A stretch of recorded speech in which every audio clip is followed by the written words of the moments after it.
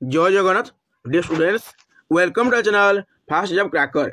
देखंतु dear students आज paper article 20,000 कनिष्ठ शिक्षक नियुक्ति मामला दे अछि। ता सहित गतकाली तुमर डिफरेंट न्यूज चैनल रे मध्य ए 20,000 कनिष्ठ शिक्षक नियुक्ति मामला देथिला। प्रथमे देखिबा जे ओटीवी रो हमरो कोन देथिला, तापर देखिबा आज पेपर आर्टिकल कोन देछि। ओके देखंतु राज्य रे खाली पड़िथिबा कनिष्ठ शिक्षक पदवी पूर्ण प्रसंग उपरे ओटीवी देथिला। से कहिथिला जे सेकेंड कट ऑफ आउ थरे आसीबो एवं तुमरो सेकेंड मेरिट लिस्ट आसीबो। सेकेंड कट ऑफ मार्क माने नूतन कट ऑफ मार्क पुनी स्थिर करा जिवो एवं सेकेंड मेरिट लिस्ट आसीबो। ला आउ जो पिला माने पिटिशनर थिले सेमान को मध्य बेनिफिट दिया जिवो ए विषय कहा जाइथिला। तुमरो 20,000 कनिष्ठ शिक्षक रे विज्ञप्ति आसीथिला 2023 रे।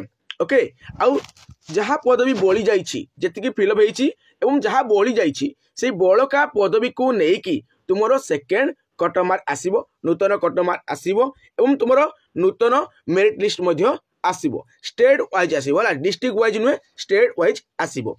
देखंतु 20,000 कनिष्ठ शिक्षक नियुक्ति मामला मेधा तालिकारु बाछा जिबे शिक्षक हाईकोर्ट आदेश दैछेला। हमरो सिंगल बेंच रो हाईकोर्ट हमरो आदेश दैछंती जे मेधा तालिकारु अर्थात जो माने एक्चुअली मेरिट रे आसीबे सेही मानकु नेकी हमरो कोन ना गोटिए कट ऑफ धार्य करा जिवो, नूतन कट ऑफ धार्य करा जिवो एवं नूतन कट ऑफ अनुसार मेरिट लिस्ट प्रस्तुत है कि जो मेरिट लिस्ट जो माने आसीबे से मानकु शिक्षक नियुक्ति दिया जिवो।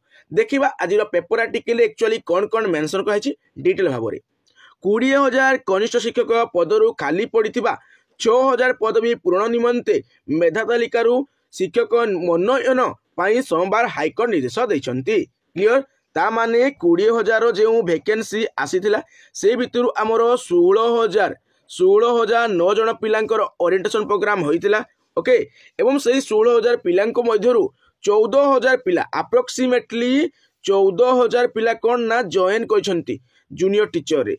आहुरी 6,000 वैकेंसी बोली जाउची। सेही 6,000 वैकेंसी को नेकी हमरो नूतन कट ऑफ धार्य हबो, नूतन मेरिट लिस्ट आसीबो। ओके मुख्य विचारपति चक्रधर शरण सिंह एवं विचारपति MS रमन को नहीं गठित खंडपीठ शुणाणी करी एई निर्देश दैछंती जे 20,000 पदरु 14,000 पदरे नियुक्ति शेष होइतिला बेले 6,000 पद फांका पड़िथिला। ओके जा मु कहली 20,000 रु हमर केते 14,000 फिलअप हेछि, 6,000 फांका पड़िछि। अदालतक एही राय द्वारा मेधा तालिका रे थिबा आशंक पई नियुक्ति हला नियुक्तिर बाट फिटिछि। ओडिशा विद्यालय शिक्षा प्राधिकरण कार्यक्रम जको में असपा बोलती है ता पक्षरु 2023 सेप्टेम्बर रे 20,000 कनिष्ठ शिक्षक पदरे नियुक्ति पाई विज्ञप्ति प्रकाश पाइथिला समस्त जानिछंती। पर असपा राज्य आधार रे मेधा तालिका जो मनोनयन करथिले मात्र नियुक्ति प्रक्रिया निमंते प्रकाश पाइथवा विज्ञप्ति रे जिला आवरी मेधा तालिका चूड़ांत कराइछि। आमर असपा हला कोन ना असपा आमर कोन कला ना रिजर्वेशन बाहर कला डिस्ट्रिक्ट वाइज किंतु सिलेक्शन कला स्टेट वाइज, जहा द्वारा कौन है किछि पिला कौन कले याकु नेकी केस कइथिले इनस्टे कहैछि हला। एई नियुक्ति मामला रे जालियाती अभियोग करी हाईकोर्ट रे मामला रुजु हेतिला। केस बाय केस बहुत गुड केस हाईकोर्ट रे हमरो हेतिला। हाईकोर्ट रो जणिकिया विचारपति एही मामला राय प्रकाश करिथिले जे राज्य आधार रे मेधा तालिका रुद्ध करिथिले हला। स्टेट जो हला स्टेट मेरिट जो थिला ताकु से कोन कले कैंसिल करिकि से कहले जेहेतु रिजर्वेशन रे हमरो डिस्ट्रिक्ट वाइज हला, डिस्ट्रिक्ट वाइज तेनु डिस्ट्रिक्ट वाइज मेरिट लिस्ट प्रकाश करबा पई हमरो असभा को निर्देश देले हाईकोर्ट। क्लियर जहा द्वारा किछि पिला कोन कले पुनी जो माने सिलेक्शन हेतले से माने पुनी हमरो डबल बेंच को गले एवं डबल बेंच रे हमरो जीति गले हला। जो दी हमरो दी जणिया खंडपीठ कहि पारिबा बा डबल बेंच कहि पार एवं डबल बेंच रे पुनी डिस्ट्रिक्ट वाइज तो काटिकी स्टेट वाइज करे ला एतंती करथिले ला स्टेट वाइज करिथिले। तो देखिबा कोन लिखा आइछि देखंतु विज्ञप्ति आधार रे जिलाती नूतन मेधा तालिका पाई अदालत निर्देश देथिले सिंगल बेंच ऑर्डर देथिले हला ओ एवं आदेश विरुद्ध रे आवेदनकारी एवं राज्य सरकार हाईकोर्ट रो द्वारस्थ होइथिले। हाईकोर्ट रो जणिकिया विचारपति आदेश को रुद्ध करबा सो एक नियुक्ति प्रक्रिया किपरि हेबो ता स्पष्ट करथिले हला। ए नियुक्ति प्रक्रिया किपरि हेबो ता स्पष्ट करथिले किए ना डबल बेंच, किए ना डबल बेंच एला डी लिखि दउछि डबल बेंच करथिले। कट मार्क परे जदि खाली पद रही जाए ताहाकु मेधा तालिका मध्यरु आशय को नहीं पूर्ण करने को निर्देश देथिले। जो 20,000 वैकेंसी बाहर थिला जहाँ भी बढ़ी जो 6,000 बर्तमान बढ़ी ताकू नहीं कि नूतन मेरिट लिस्ट बाहर करने आगरू कहुला। क्लियर आगरू କୁହାଯାଇଥିଲା। ଏଥିପାଇଁ କଟମାର୍କର କୋହଳ ପାଇଁ ହେଲା ଆଦେଶ ଦିଆଯାଇଥିଲା। ମାନେ କଟମାର୍କକୁ ଟିକେ କମେଇକି, କୋହଳ ମାନେ କ'ଣ ଟିକେ କମେଇକି ପୁଣି ନୂତନ ମେରିଟ୍ ଲିଷ୍ଟ ବାହାର କରିବାକୁ କୁହାଯାଇଥିଲା। ରାଜ୍ୟ ସରକାର ଏହି ଆଦେଶ ବଳରେ କିଛି ପଦର ପୂରଣ କରିବା ପରେ ଆହୁରି 6000 ପଦ ଫାଙ୍କା ରହିଯାଇଥିଲା। ଏହି ପଦରେ ରାଜ୍ୟ ସରକାର ପୁଣି ଥରେ ବିଜ୍ଞପ୍ତି ଜରିଆରେ ପୂରଣ ପାଇଁ ନିଷ୍ପତ୍ତି ନେଇଥିଲେ।